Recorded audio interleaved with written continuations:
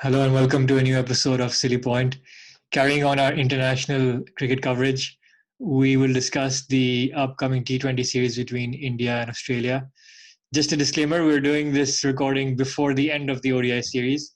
If anything happens between in the last two ODIs, injuries or whatever, and we have ended up picking our players based on that. So we'll obviously make some caveats along the way. But we'll discuss the T20 series coming up between India and Australia, the key players, and of course our predictions. As always, please like, share, subscribe to our channel. I've got G here with me, so should we just start off with the two heavyweights of T20 cricket? Yeah, let's go. Let's go. Should we start with the starting 11 for India? Yeah. Let's start with. I mean, it'll be pretty straightforward, not too dissimilar to the ODIs. I think we're gonna have Shikhar Dhawan and open with Mayank Agarwal. Really, KL Rahul's not even going to open in T20s? No, I think he's gonna play that middle order role and keep wickets. That he's done that in previous T20s as well, T20 internationals I should say, where he's batted in the middle order. So I expect that to continue. I was pretty sure KL will at least open in the T20s. I mean, he is India's best T20 batsman. Because if he doesn't open, then we will end up in the same position where he bats 4 or 5, right? So, yeah. I agree with your point. There's a good argument for him to bat up the order, at least in T20s. But whether that happens, it seems unlikely to me. And if that's the case, then you'll end up with pretty much the same top 6, top 7 that they have in the one-day team, right? I think so. It's going to be the same.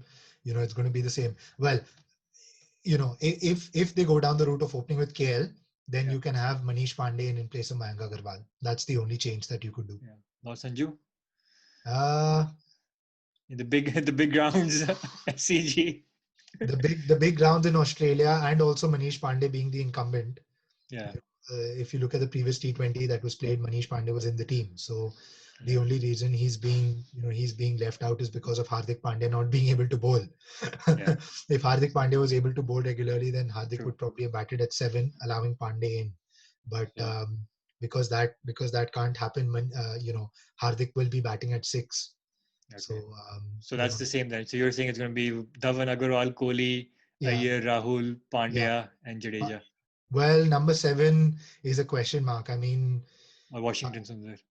Yeah, I think they're better off going with someone like Sundar. So the problem, I mean, again, this is just based off what we saw in the first ODI. India was short of one bowler.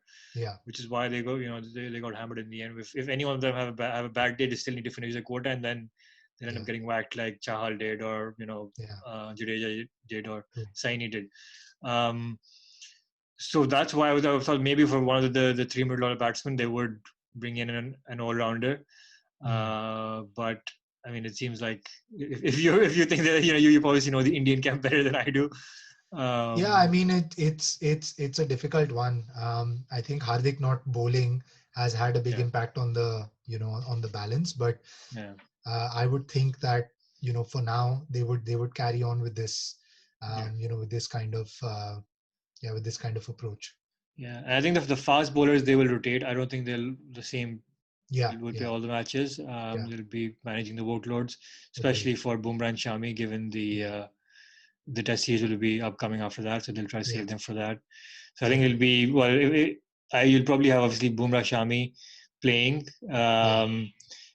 Chahal will he be the main spinner, and then you can probably pick one between Natarajan or Saini. Yeah, well, I was going to say more Deepak Chahar. Deepak Chahar, because he was the incumbent.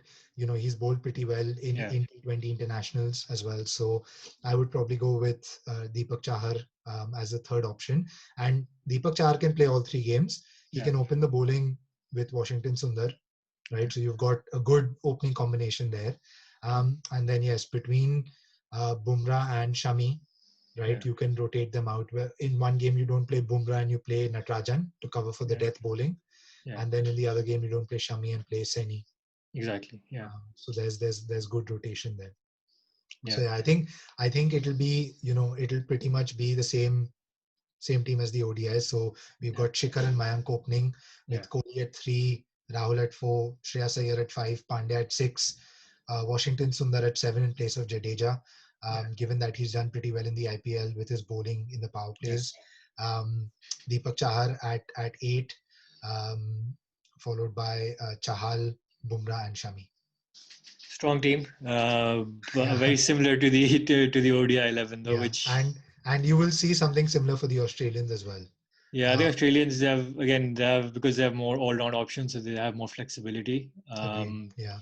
So So Finch Finch and Warner, Warner, yeah, that's straightforward. Finch Warner is a very very straightforward thing. Steve Smith, I think also after his latest. Yeah. Number 3. I mean, Smith can again alternate between 3 and 4 depending on the situation. Yeah. So I think that's fair. 3 and I 4. think the one casualty will be Labuschagne. I don't think he'll play in the T20s. I think Maxwell and Stoinis 4 and 5. Certainly, Or Maxwell. Yeah, if they or get a good Stoinis start. 3, or Stoinis 3, Smith 4, Maxwell 5. However. Although he's got back-to-back Golden Ducks, Stoinis, but IPL final and yesterday's game. But well, yeah, and that's obviously that's provided that he recovers from his side strain, right? Only then he plays, right? If it's not, then they have Cameron Green, who's a decent option. They've got Cameron Green as a decent option, and they've also got Moises Hendricks, who's another like-for-like replacement. He can bat, he can bat 4-5 and give you a few handy overs here and there. So you've got options there. So then number 3 can be Smith or Stoinis, and then 4 can be Maxwell. I mean, 3, 4, 5 will be Smith, Stoinis, Maxwell, but the order you can argue. Order we don't know. And then I guess number 6, I'm going to go with Matthew Wade actually. Really, you want it's as a batsman, or do you have Alex Carey as well? No, I'm not going with Alex Carey because he was dropped from the T20 team in England, and he's had a very very horrible time of the T20s, at least at an international level. I mean, he didn't do great in the IPL either. So, and Matthew Wade was the incumbent. He played the last T20 game. I think he scored some good runs as well. Albeit he was opening. He was opening the batting, but that was because I think Warner was injured or they were resting Warner or whatever. So I think Matthew Wade should bat at number 6 and he should keep as well. Okay. Well, Kerry got 100 in the last ODI against England, right? A match-winning 100. So it's tough. Maybe. But I think it's going to be a rotation thing. I don't think, again, they'll probably play Wade in 1 or 2 games and then maybe swap Kerry around. But let's go with Wade as the base case. And then I think Ashton Agar probably will start, so he'll bat at 7. Yeah. I mean, Australia's bowling is pretty much sorted out in the T20s as well. So you've got Ashton Agar at number 7. You've got Pat Cummins at 8, Mitchell Starc at 9. You've got Adam Zampa at 10 and Josh Hazlewood at 11. I think Richardson again was the only other kind of guy in contention, but he's injured or he's withdrawn from the squad anyway. So maybe Andrew Tye, the T20 specialist. Maybe. I mean, but it's been 2 years since he was the highest wicket taker at the IPL. And he played a game in the IPL as well, but went for 50 runs in his 4 overs. So I don't know how how he's bowling in nets and stuff like that. So But I think similar to the Bumrah Shami case, I think Stark and Cummins, obviously they'll need to save them for their test series also. So there's a chance of them being rotated out. Sean Abbott also is in contention. He's also been in decent form with the bat. Agreed. So he's a handy lower order option also. So and you've also got Daniel Sams, who's another kind of bowling all rounder. He can bat at 8, can replace Stark, for example, for the left arm angle. So lots of options for Australia as well. Yeah, but a very, very strong team again. And who are your key players in the T20 format? T20, I'm going to go with Smith. Just given the form that he's showing in the ODIs, I expect him to come back pretty strongly from his average IPL form and show us what he can do in the T20s, even finish games if required. And for India, I'm going to go with Shreyas Iyer. Just because I think Australia generally tend to play 2 spinners in every T20 game. They like to have that cushion of playing both Agar and Adam Zampa. And Shreyas Iyer is really lethal against leg spin bowling, especially. He hits those huge towering sixes, so I think he's one to watch out for. If he survives the barrage of bouncers that he'll face from the fast bowlers. Well, that's it, right? They can use him. They can use Iyer as a tactical, Yeah. as a tactical position. He can Yeah. bat, when the spinners are on. Yeah. True. Or Yeah. vice versa. Try and make sure that Stark and Cummins bowl out to Yeah. try and get him out, so Yeah. that they have lesser overs for the death. So yeah, Yeah. they can use him as a tactical batsman. Yeah. For me, I think Australia's Glen Maxwell. He seems to be getting back into his international form. So, and really exciting player to watch when he's on form. So even if Yeah, it's 15, 20 balls, but he'll be a key player again. He can take the game away in 5, 10 balls. He has a good day. yeah, Um, and then for India, Yuzi Chahal, I think it'll be interesting to see. Australia obviously took him on in the first ODI, so let's see how he comes back in the next two.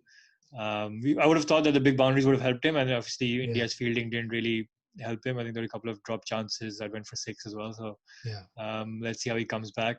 yeah, But it'll be good to see him. Good to see him in the T20 format. And yeah. I mean, I feel really bad for KL Rahul.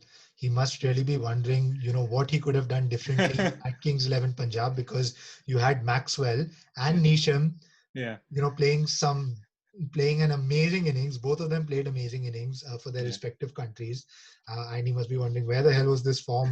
Almost just 3 weeks back.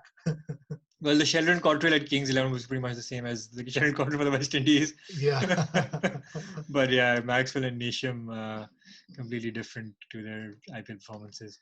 yeah. And then finally, who do you think is going to win? This one I'm going to go with India, Yeah, just because I feel like the Indian players in combination have had a much better IPL than the Australian players. yeah, Guys like Maxwell and Finch, haven't had the best of times. Smith, yeah, Warner obviously was fantastic as always. yeah, Hazelwood had an okay IPL. Zampa didn't play much, so yeah, not as much form behind them as the Indian team. Um, yeah, and literally that's the only reason. Both are equally strong teams yeah. on paper. So yeah, it's tough to say. I'm just going to go with 2-1 to India. Yeah, I think I'll go to Australia, and again, I agree with the points you made, but I think because India will have one eye on the Test series coming up, and their options looking at their squad are slightly more limited, especially in the pace bowling department. I mean, they have some Yeah, options, but I think Australia's quality and depth is better, and they have more experience.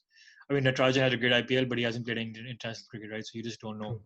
true. Yeah, Especially in Australia, it's yeah, a completely different ball game. yeah, Um, so for that reason, I think Australia, just because they have more depth, and the T20 series, there will be a lot of rotation. yeah. So I think Australia probably are the favorites, and I'll give them 2-1. 2-1. Fair enough. Um, so that's our predictions. Let us know what you think. Who should start for India, for Australia? Who do you think is going to win? And thank you for watching. Thank you.